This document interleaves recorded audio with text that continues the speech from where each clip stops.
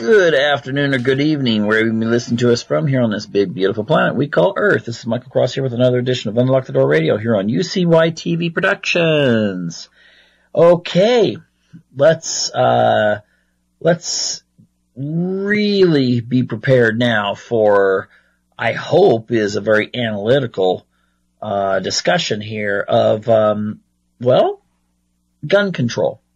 Yes, one of those big, hot issues that, I think that we really need to examine in a lot more detail than what the mainstream media does.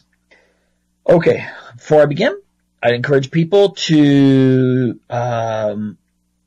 subscribe to this channel if you're listening to this later on YouTube, and also check out my latest book, The Destiny of Our Past. It's a sci-fi thriller set during the era of Noah. Yeah, Noah, the guy with the boat, okay? You're probably thinking, how in the world can you have a science fiction book based on that era? Well, you have to check, go check it out on Amazon and see if it's something that might spark your curiosity. The Destiny of Our Past. Anyway, so, guns. Very emotional. It always is when there's a shooting that involves a lot of people. I mean, across America, or at least in the big cities like Chicago, it seems like shootings that are fatal or near fatal take place every day, except that doesn't get big headlines. It's almost like we get immune to it. The first suicide bombings in Iraq, those used to get a lot of attention because, before America went in and brought democracy, there were no suicide bombings that ever took place in Iraq. Afterwards, so frequent that it's not covered anymore in the press. Really sad situation. But anyway, the mass shootings that take place, schools, malls, that sort of thing. Of course, that's going to spark outrage. It's going to get people being very emotional. The one thing that I would note, though, is that the reason why our Constitution and our form of government was set up the way it was so that laws were made that, it took a long time to make a law. We have a separation of powers. We have a long and very tedious manner by which we pass legislation. And that was done on purpose so that we don't just at the moment think, we got to do something, and then do it without looking at maybe the consequences. Now, one thing I would like to examine, first of all, and a lot of people don't understand this. I've had people that live outside of the United States, particularly from Britain, and they will say, why do you follow this Constitution that you have so, by the book? Why don't you realize it's over a 200-year-old document and times have changed? Well, I see their point. However, if you don't have that, then again, things can change very quickly. Now, I realize the English system is a little different because many of the rights are not set in stone, but I find that to be actually kind of scary, and I start thinking, 1984 was set in Britain, okay? But, in America, we do have the First and Second Amendment. And that makes it difficult. Even when you may think that, there is something we could get rid of that maybe is harmful. I mean, not so long ago, it used to be pornography. People were up in arms. Well, yeah, First Amendment says freedom of speech and expression. And then the Supreme Court said, that would include pornographic materials. And people were up in arms and so forth. And I think there's plenty of people who in America today would say, you know what? I don't want my kids looking at porn. And there should be some sort of way to make it illegal. First of all, it'd be impossible with the internet nowadays. But that's tempting. I mean, Bill Clinton, his famous speech, keep those kids away from bad shows on TV. That had a very big appeal. It could have been what got him reelected in 1996. That and going hunting, getting pictures taken of him hunting, to get those swing voters. That could have done it. But the thing is that we have to consider what the consequences are if we do start making allowances. Now, there are some pieces of gun legislation, I'll just say right off, and don't switch it off, just hear me out. There are some pieces that I would actually support. I mean, there are states where you can buy a pretty advanced weapon, such as an AR-15. You can buy that at the age of 18. Now, you can't drink until you're 21. I would tend to think that maybe if I was voting on legislation, I might see a certain credibility in the idea of at least bumping the age up to that kind of gun when you're 21. Okay, I'm not saying can't buy your 22 or something like that, but something, or even a hunting rifle, because there's a lot of 19-year-olds that hunt. Legally, you can go hunting even before you're 18 when you're with the company of an adult. But I could see legislation like that. But there's people out there that are not really willing to think, okay, well that sounds like that just doesn't sound enough. I had a conversation with someone today. No, that wouldn't be enough. You should ban them all together. And no, I don't think that is feasible.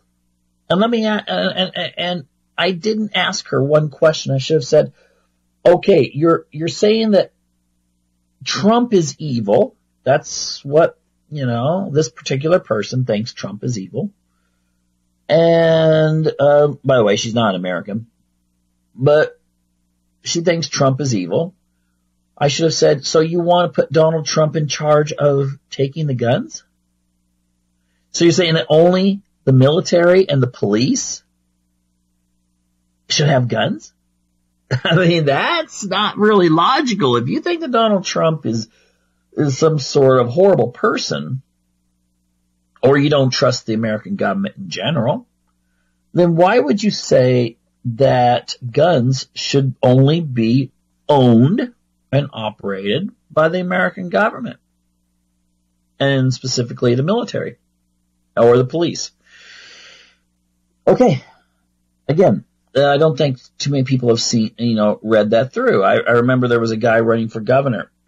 I think he actually eventually won, but it was sometime later, of a liberal state.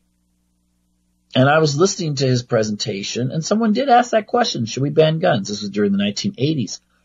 And he said, no, I don't really feel comfortable with just the police and the military having guns. So you see, ultimately, and this guy, again, was a liberal Democrat. And you could tell it got a lot of people in the audience thinking, yeah, he actually does have a point. But you see, here's the thing. There is no such thing as banning guns, because you're never going to ban guns. Ever. Never. Someone's going to have guns. It's a question of who gets to have the guns. And then you get into a question of, is your trust in the American people, or is it in the government?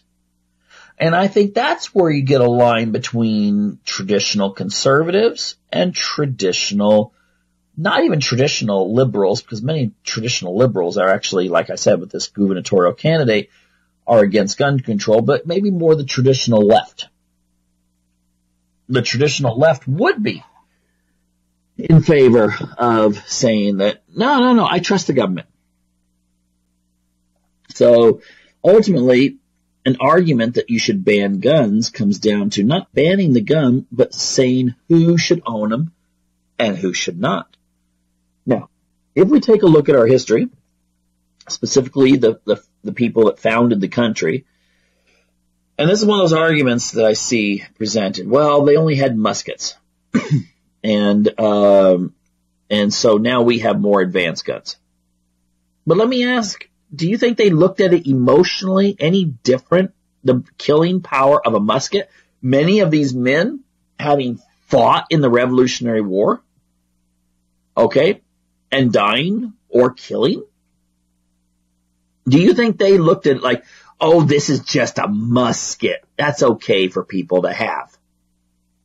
Because they had seen people with, killed with these things. Okay? So I don't think the emotional connection between gun and ownership was any different then than it would be today if you brought these guys back from the dead. And you asked them, well, how do you feel about gun ownership now? I think they would still maintain that they would be against the government being the only one that had guns. They had just fought a war against their own government. People forget that.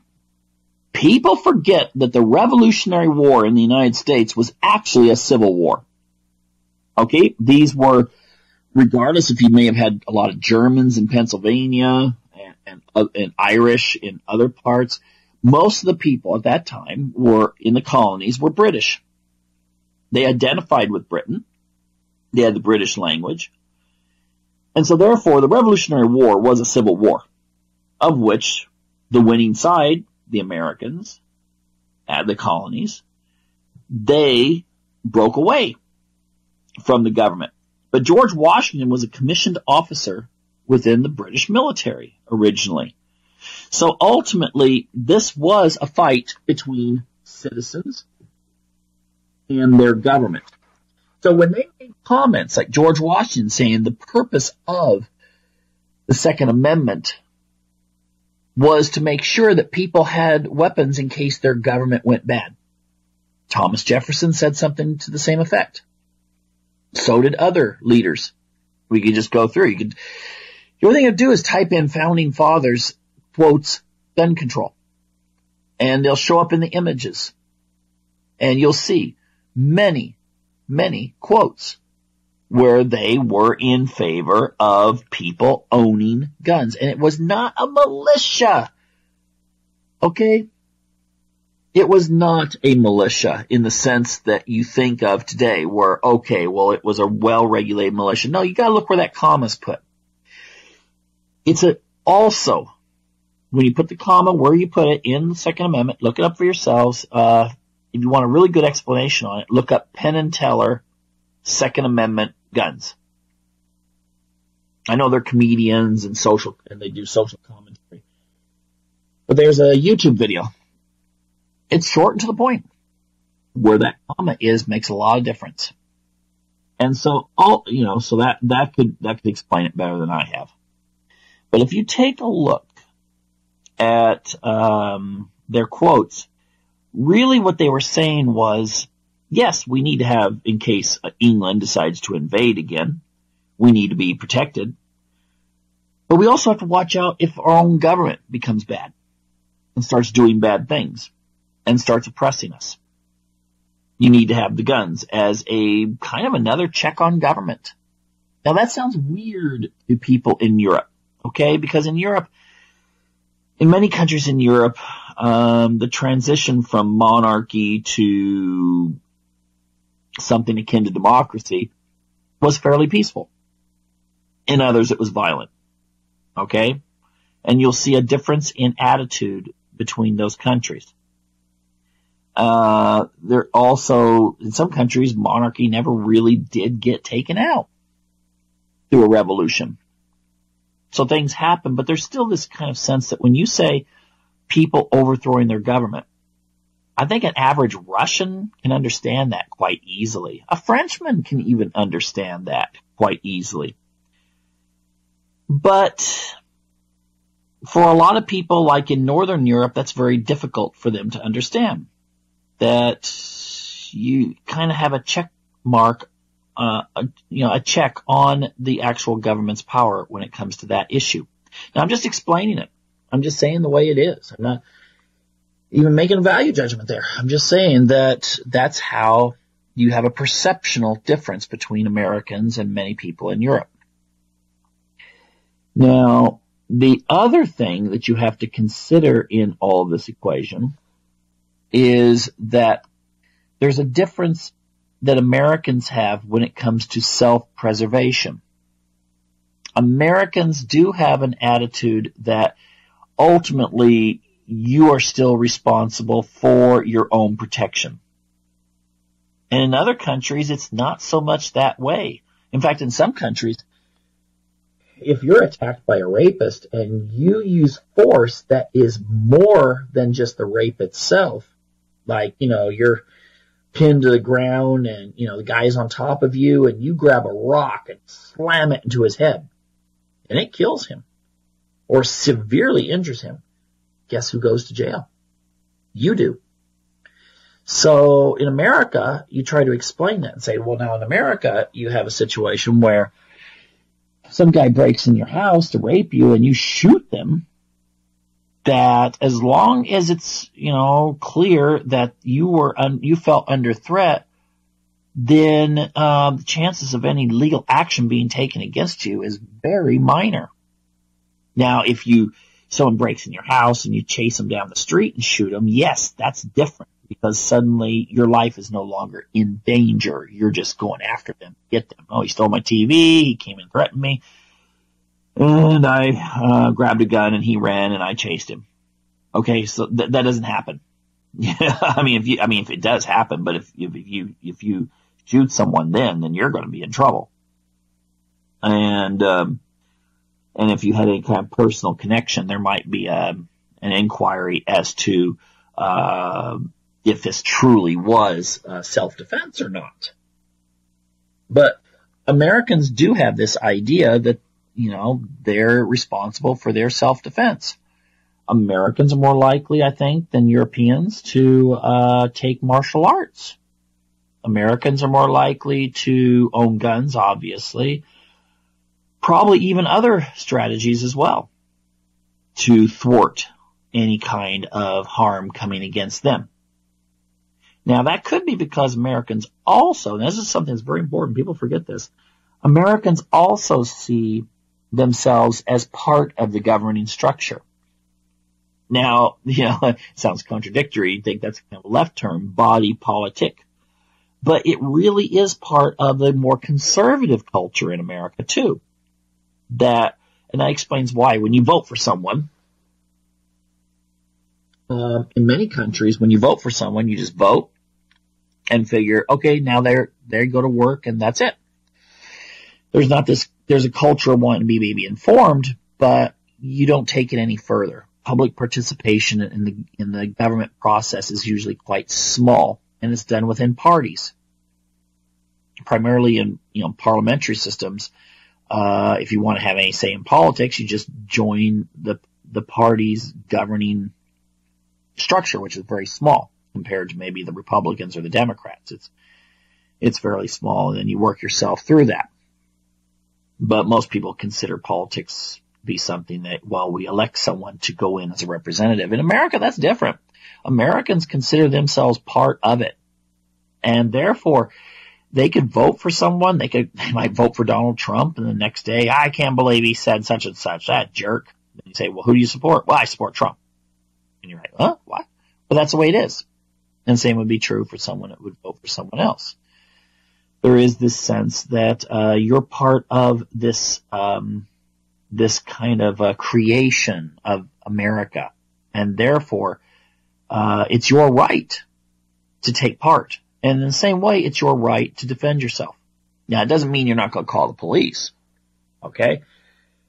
You may, someone's trying to break in your house and you have time, you can call the police and say, hey, someone's trying to break into my house, and go from there and hope they show up before you have to take action yourself, because obviously it's not going to be a fun thing to have to confront someone, even if you may have the superior weapon to them. You might miss. They might overpower you. You might freeze and not be able to pull the trigger. So you're going to, many people would prefer that the cops show up. Now, the interesting thing is, oh my gosh, I've heard this so many times where people were like, one neighbor, they're totally, against guns and the other one's for, and then something happens where there's someone trying to break in and they call their neighbor with guns and say, could you come over and help me, please? So there's a certain irony to that, isn't there? That some pro-gun control people actually will then contact the neighbor who they know has guns for help. Because they know the neighbor is there right now. Versus the police, well, you never know when they're going to show up. So, that's another aspect. Now, this thing with how do you stop school shootings then? Well, first of all, I think we do have to look at maybe some of the culture that supports this. Now, you have to admit that that we do have a culture of violence. You can put violent things in social media, a lot of the popular social media, horrible, violent things. But if you show a picture of a woman's breast, you'll get your account suspended. That really kind of sounds weird. Because I've seen stuff shared on social media that is like, oh my gosh, how can this be shared here? And it's got 300,000 views. And it's horrific. But there's been cases where someone's even just taken a picture at an art gallery of a nude painting and they've had a warning. This does not, conform to the standards of our platform. So we're more tolerant of violence. A lot of times I've seen this with parents with their kids. There's a movie playing and all of a sudden a sex scene comes up. And the parents are like, and we're talking about even older kids, like, oh, no, here, we got to fast forward to this. Versus, a scene comes in where someone, and I remember this movie, it was a animation. The parents had, fast forwarded through the sex scene, but there was another scene where one of the characters gets a nail hammered into their head. Of course it kills them. And they're perfectly fine with that. Let it play. So we really do have and when we have video games, first person video games. Now, I'm not entirely certain that, I know there's psychological research that from both sides. I'm not totally certain that playing video games or watching, violent TV is really going to make you a violent person. But there may be a sense of desensitizing you to the violence. We're already desensitized to violence quite a bit as a people. The first movie that ever was played to a theater was The Great Train Robbery, I believe. And there was women who actually fainted. And it was just a scene where a guy is depicted as getting shot while he's on top of the train. There's no blood or anything. It's just like, almost like kids playing, with pop guns or something, cap guns, and, pow, and, falling down. Well, that was considered really violent. And now we have, oh my gosh, just even regular primetime TV where the violence is horrific. And we're just like, nah, whatever. So I think this could be contributing to a certain degree to this. The idea of the drugs, a lot of these people that have been found to be shooting up people, that they've been on drugs, I think that needs to be something that's really explored. And what the side effects could be. Do we cut out someone's conscience when they are, taking a lot of these drugs for whatever, depression or anxiety or whatever, and kind of make them emotionally numb? It has to be something that we have to look into it. It has to be examined. I don't know why Congress or the Senate has not convened any kind of hearings on this subject, unless maybe the pharmaceutical industries are so very powerful on it that, in our society that it'd be impossible to do. That has to be looked at. Come on. solutions, because you may not be able to stop people anyway. I mean, take a look at a country that after the Soviet Union collapsed, gun control was pretty much the rule. I think Russians have actually started loosening up and allowing people to have guns in recent years under Putin. But, nowadays. But sometime back, there was a school, Breslin, I think was the name, where like hundreds of children were killed by terrorists who came in there armed and started killing people. And I just recall I was visiting Russia afterwards, and they had put, I don't know if they still have them, but they'd put security, armed police, would go to the schools and check things out.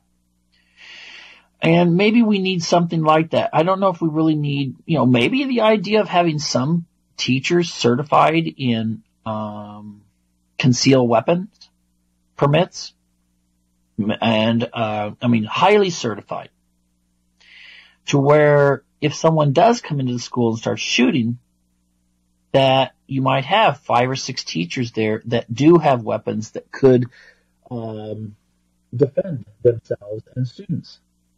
Now you're probably, this is going to turn into a shootout. I don't think it's going to be like those kind of shootouts you see like on a Terminator movie, where you've got 2 opponents against each other who really know what they're doing.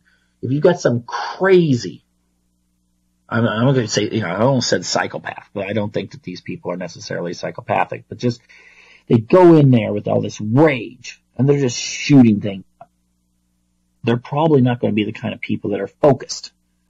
Whereas a teacher in an American school maybe could be, or at least, or have an armed person, a security at each school. Okay, a deputy. That's not a lot to pay. Okay, you're probably thinking, oh, but that's more money. A lot of schools now have police that do come to the school, just as, trying to keep drug use down. So why not? I don't see any reason why you should have 300 people that are, or 400 or 500 or 1,000 or even 2,000 young people in a building where there's no kind of security. So have every school with a deputy there. I see no problem with that. The other thing could be metal detectors. Now, if you go to there's a lot of countries now where you can't ride on the subway without putting your backpack on a little conveyor thing, and it's x-rayed and to see what you've got. Now, I'm not for, like these naked body scanners that some airports have employed and that sort of thing. I don't think you have to do that. But just a simple metal detector could, prevent something, or at the very least, if someone comes in and they've got a gun and the metal detector goes off, then there should be something that will alert the authorities so they're not just waiting for someone to call, but already, get there now. If that button's not turned off at a certain point. Again, that's not going to cost a lot of money. And a lot of schools do have metal detectors, especially in like inner city schools and so forth. But it's not something that would really be a violation of privacy, because there's a lot of students who do carry weapons to school for fear of bullying. Primarily like knives and stuff like that. And maybe that has to be addressed. Maybe instead of, one half of the people saying, well, kids gotta learn how to fight and be tough. Yeah, go get them. And another half saying, oh, wait a minute, this is horrible and anyone that bullies a kid should be arrested. Okay, I think you could find some compromises there ultimately. But I remember about what it was like when I was in school. The fight started, you might have a kid that's just getting picked on and picked on and picked on. And finally, if he fights back, then it winds up on his record too. I mean, it's not like the school doesn't say, well, wait a minute, we know that you've been picked on and this kind of thing. No, it's just like, okay, you should have waited for a teacher. And since you fought back, then therefore you're just as guilty. See, I am totally 100% against that.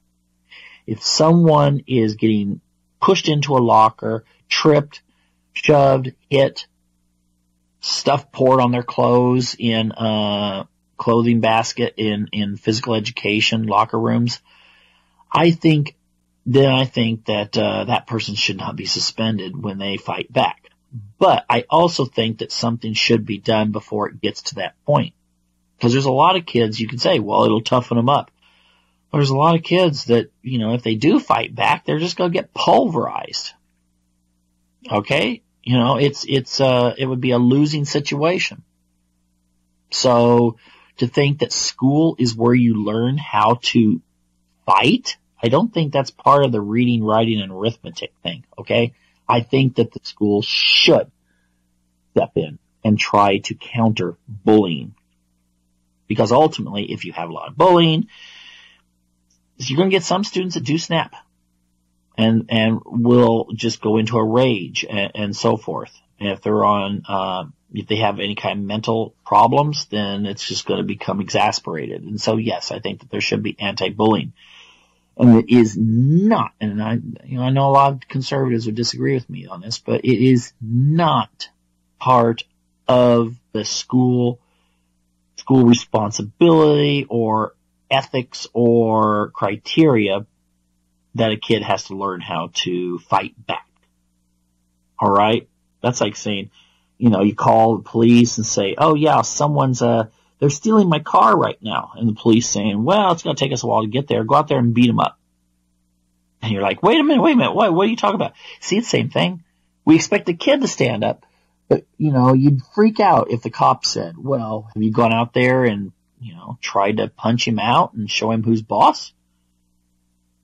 No difference. No difference at all. In fact, at least in the safety of your house, if you see someone trying to steal your car, you can have a choice. Well, maybe I'll just wait here. The car's not worth it. If you're in a school, the law says that you have to be there. You can have situations where your parents can get in trouble, or you can get in, more trouble with the police if you skip school. But I think one of the reasons why a lot of kids skip school is because they're getting bullied. And of course, a lot of these people that have done crazy things, with weapons in school, if you look at their history, and this is not to excuse them at all, because 99.999% of kids that are mistreated in school do not do this. But you will find a common variable in many of these cases to be that they were picked on, ostracized, made into outcasts in school. All right? So this has got to be something that administrators put a little bit more attention on, rather than, well, you gotta get tough, especially if you have some principal or vice principal that, they were, coaches or something before they went and got their administrative certificate, so then they could then become principals or vice principals instead of being teachers. Okay? I think you really have to get past this, all right? So, it's a lethal situation where you throw someone in and they're always getting bullied. But that has to be addressed a lot more.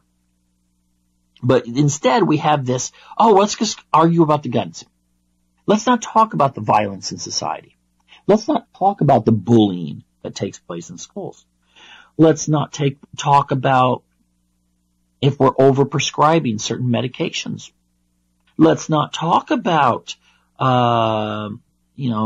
entertainment and video games and all this kind of stuff, and not talk about, maybe parents need to be more involved. I don't know. But the thing is, let's not talk about that. Let's instead focus on banning guns.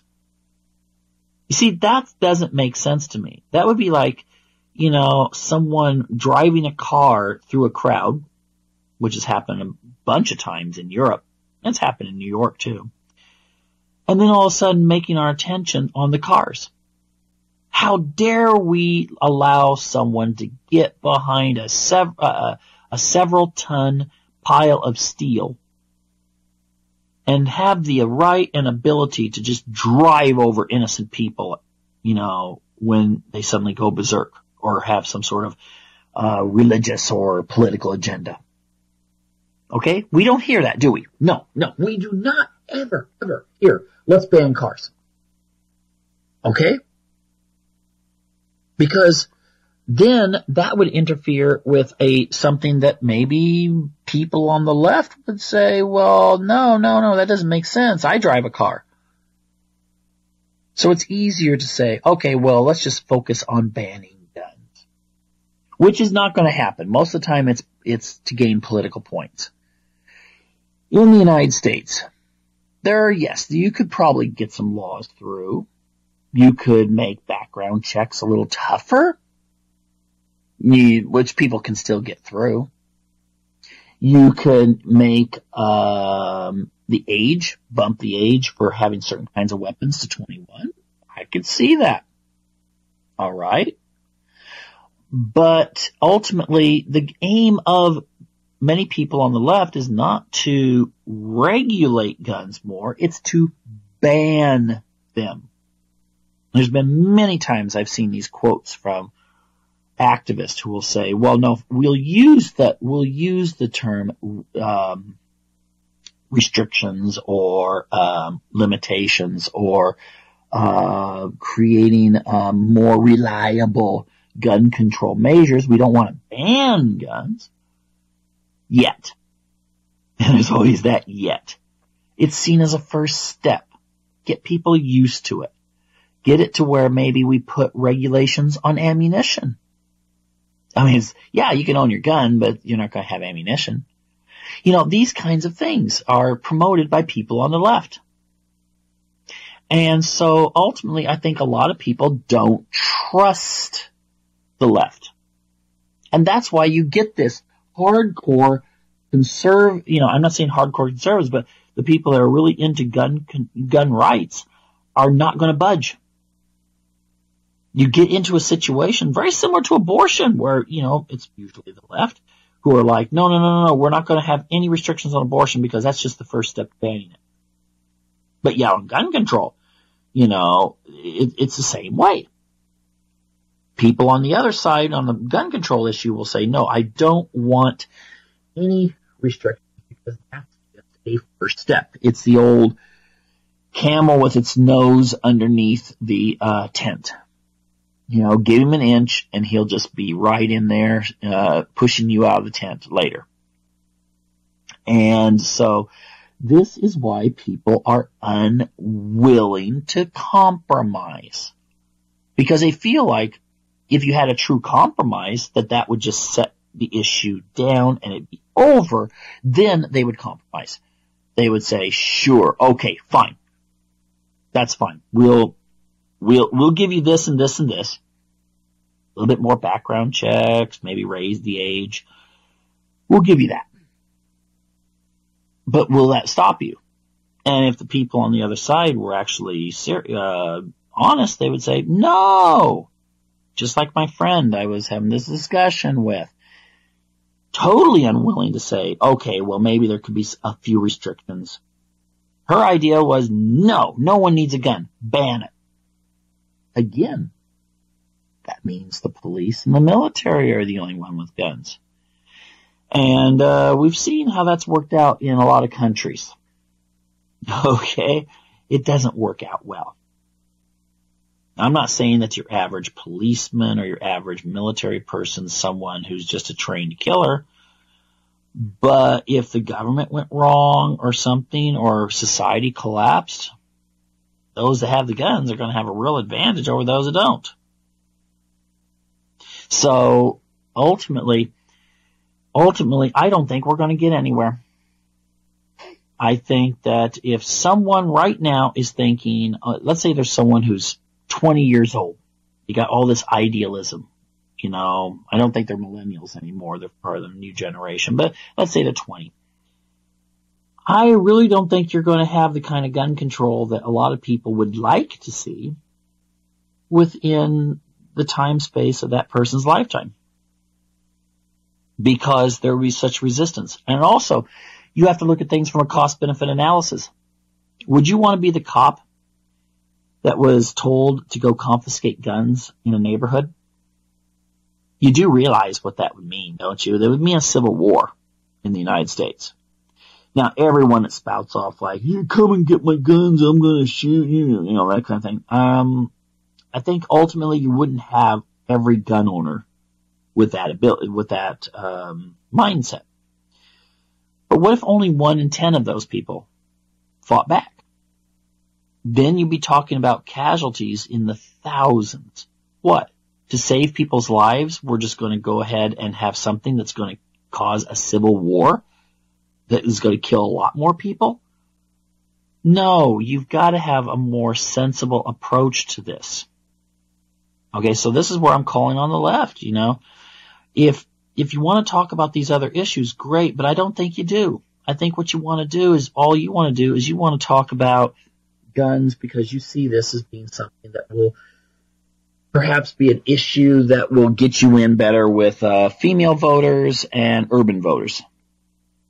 But in reality, it's not, because women are starting to arm themselves more as well.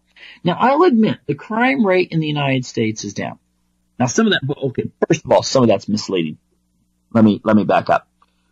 I was listening to a documentary one time where they're interviewing a doctor about advances in our medical technology. And he was noting that if we were to go back to the kinds of, if we had the same medical technology we had in like 1970, that's in use now, and that was in use instead of our really modern stuff in emergency and trauma centers around the country, especially in big cities, that the murder rate would look quite high. Because right now what happens is, let's say there's a guy who's walking down the street, he's a member of one gang, and another gang guy comes by in a car, puts several bullets into him. He collapses. Ambulance gets there, takes him to the hospital. In 1970, the injuries, he would have died. In 2018, he's got a pretty good chance, if he's in the hospital and his heart's still beating, of living. So when it comes to those kinds of crimes, I think that's where statistics can actually lie. I don't think our violent inner cities are safer than they were in 1970, far from it. But when it comes to other violent crimes in the United States, or, murder in more rural areas or suburban, or rape and those kind of things, actually the rates have gone down over the years. Now, gun control, gun supporters will say that's because more and more people own guns now. There could be some logic to that. I remember some years back there was some town, I think it was in Alabama or Georgia or some little tiny town. They required everyone had a gun. They actually made a rule. You had to own a gun. And the crime rate went really down. Maybe people that were inclined to steal suddenly realized that Aunt Harriet, who might be 85 years old and an easy target because, she's got money at her house or valuables and she can't really fight back. But if you actually realize, well, what does she have? Does she have a Glock? Does she have a 45? Does she have whatever? 9mm? Well, suddenly things change. Suddenly there's a different attitude. And then you might think, no, I'm not going to go into that house. At the same time, if you have a house on one side of the street has, gun control for our kids bumper sticker or something. The other one has an NRA sticker. Who are you going to rob? Be honest. You're going to go after the person that you're going to feel is safer to rob. That if they catch you, they'll scream, or they might chase you. At the very worst, they might chase you, if they were brave enough, with a frying pan. You don't want to deal with the one who, the last thing you ever hear in this plane of existence is the clicking of a bullet being put in its chamber. Okay? You're not going to attack that person. And, that brings up another part of this whole controversy. Celebrities. Yeah, Celebrities. They're wonderful, aren't they? They're worse than journalists, though. A journalist is trained in journalism school. They learn how to investigate, research, these kinds of things, but they're not experts in it. They're experts in journalism. So when they're writing about a science issue, often they really don't know what they're talking about, be it, genetic engineering, GMOs, nuclear energy. They're just having to put things together for a story. So it may or may not be completely accurate. Could actually be quite misleading. But now the interesting thing is, at least the journalist tries to employ a certain level of impartiality.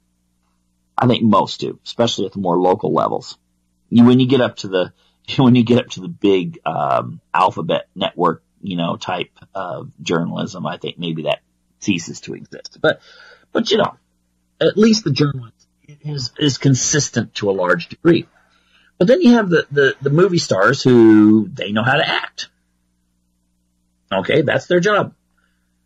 Yes, some have educations and so forth.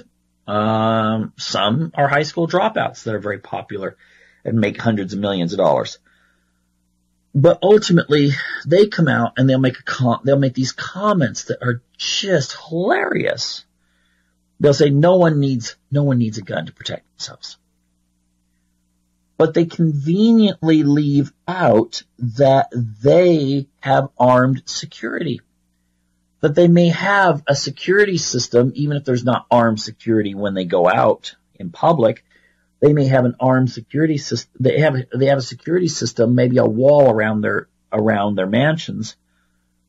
Or if someone tries to break in at that level, then someone's going to come out really quick who does have guns and will stop them. Most of us out here in regular, the regular world, regular suburbia or regular rural America or wherever, if you live in an apartment, the thing is that you don't have that kind of option. You don't have the money to be able to afford that. Same with politicians. Politicians can have very, very expensive armed security. Often, depending on how high up they are, provided by your tax money. Yeah, and the thing is that I think there you have a very high level. You have a high level of hypocrisy because ultimately, the I lost train of thought there. No, you have a high level of hypocrisy because they know that they have advantages that you don't. So this turns into kind of a class thing, in case you haven't noticed it. Guy living in a trailer, apartment, a modest home in a modest suburb. They cannot afford armed security. They can't afford to have special patrols. They don't live in an area where if someone calls help, I need help, that, basically you're going to have cop cars heading there at warp speed to find out what's going on. Okay? The rich have that advantage. Including the rich people that, are like, oh, we need to have gun control. So there we can call about class division. That gun control is a class issue. Because the people that are for gun control are often people who are of that kind of elite. Now, again, we go back to the idea the true gun control is not gun control because there's always going to be someone that has guns. Okay? And in their case, the celebrities and the politicians, they know that they have guns to protect them. And they feel like, well, you're just going to have to rely on the police if you need help. So if you're living out in the middle of nowhere and it's going to take 30 minutes for a cop car to come and help you, what are you going to do? What are you going to do? Okay? Or are you going to be in a situation in which you're just going to have to, pray about it, lock yourself in a cellar and call 911? All right? You see, that's the thing. The people that live, in some nice place in Malibu don't have to worry. They can, and they can just say, well, let's have more gun control. They can afford to be emotional. They can afford to virtue signal and say, look at me. I'm against guns. We need to protect people and get rid of guns. But in reality, they're still relying on guns. Now, finally, I just want to point out that when we're talking about this issue, again, it's a divisive issue. I think we can find common ground, but what we need to do is be able not to communicate by shouting at each other, but communicate in a nice way. I know my friend when she was like talking about the gun thing, she raised her voice, and I was like, my gosh, what? Actually, a couple of people laughed, kind of at her behavior. I said, what the heck triggered you? Now she was, we're friends, but she just suddenly was raising her voice like, oh my gosh, The thing you have to do is this. What you got to do is you've got to try to find out what it is that's important to them. All right? Obviously, many of these people feel that safety is important. Then you have to deal with the idea of saying, well, what if you're a female jogger and you want to go jogging in the woods in an isolated area? And you feel like if you can't take a gun with you, then you can't go. Or you would have to take a man with you. What's fair there? Well, obviously there, the person's going to say, well, wait a minute. No, I think the woman should have they should have the right and ability to go jogging without having to worry. Well, that's fine if you're living in Star Trek world. Okay? If you're living with the Federation and all this kind of stuff, then you can say, well, unless there's some Klingon hiding behind a tree, you're probably going to be safe. But we live in real world. Okay? And in the real world, it could come down to the idea of, okay, you're a woman, you like to go jogging alone, you're in an isolated area, so what does that give you? If you don't want to go running with someone else, and you want to still have that sense of being at least somewhat protected, then a gun's going to be your only choice. And usually when you bring that up, the person will say, they'll start making distinctions. Okay, well, yeah, as long as she's had maybe some training and she has a concealed weapons permit. And you can say, but that's the way it works anyway. I've very rarely seen someone walk into a store with something that looks like it's from Westworld or something with a gun hanging on a belt. Okay? I haven't seen it that much. Because ultimately, concealed weapon means concealed weapon. You put it away. You don't want to be flashing unless you're kind of like neurotic, like, hey, look what I've got. And I really have not seen that. And I've been to a lot of stores and seen a lot of guys who look like and women too, that look like they probably are into guns and that sort of thing. And yet they don't flash it. So the thing is, you can use an argument like that to where the person suddenly starts compromising on your side. And then you say, but that's the rule. And then sometimes someone will say, oh yeah, but you have to regulate, like you do cars. Okay. Then you start pointing out that there are regulations. Some people that can drive a car cannot buy a gun. Did you know that? Point that out to them. They don't hear that on the news. Some people that there are rules that prevent you from buying a gun that do not prevent you from driving a car. And cars can be very much more deadly.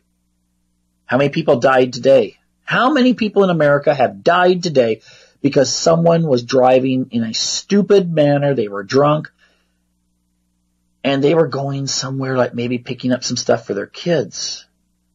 Or maybe it was a child walking down the street and suddenly a car hits and kills them. Emotionally, we start thinking, my gosh, cars are evil. But there's that little split second that you wish you were back in horse and buggy days. But ultimately, we know that that's not going to be the case. And so then we start thinking, well, there should be regulations here to stop that. And there are regulations on guns. Unlike what most Europeans believe, America does have regulations. You just cannot walk into a store and buy a gun. Okay? It just doesn't happen. The other emotional thing that you can throw in is the idea that if it is protected, if you're responsible and have everything under control in your house, then that enables you, for instance, if you are a woman who, you used to be with a guy that was very abusive and he keeps threatening to come over, I'm sorry, but that restraining order is just a piece of paper. All right? If he knows you have a gun, he might be thinking, oh, I'd love to, teach her a lesson, but also know she's really good with that 45 she has, and I don't want to be splattered on the wall. All right? You've got to use emotion back. Now, yes, there are things we can do to reduce risk in schools and public places. And I have no problem with that. I don't want to get to the point where, you got Homeland Security marching around like stormtroopers, that sort of thing. But when you're talking about things like riding a train or going into a school or something, especially stuff that you're required to do by law, where you're forced, it's not an option, then I think you can do the things that I've already talked about here earlier to safeguard people. Just like a lot of banks, you walk into a bank, you go through a metal detector. I don't think there's any problem there. No one has a problem with armed guards at banks. Why not have armed guards at schools? I mean, if we have armed guards to protect our money, and no one gripes about that, no one says, well, I don't think they should have guns there at the bank, unless maybe they want to rob the bank or something. But at the same time, you say, well, that's not good to have them at a school. Sorry, there's maybe some students that, the whole liberal, oh my gosh, there's going to be a gunman going to come and kill you, and some of the kids maybe are scared. But if they know that Deputy Jones is at the school, then they're going to know that, okay, it's under control. He can take care of it. He'll be able to stop any kind of person that wants to do evil. And that, I think, is very much valid. And it's going to be a lot better than, oh, yeah, let's just go confiscate everyone's guns. And then, might as well wind up back, with a situation like Syria or Libya. If this social order breaks down because of that. Remember, high empathy, caring individuals actually can cause more problems in a society than those politicians I've talked about that have no empathy, no guilt, and no caring. Or very limited levels of all those three. Because it's usually the ones that are like, we gotta do something, are the ones that sometimes do the wrong thing. For the right reasons, but ultimately causes more problems in the end. Anyway, thanks for listening, and I hope you'll come back next week for another exciting edition of Unlock the Door Radio here on UCY TV Productions. Take care now.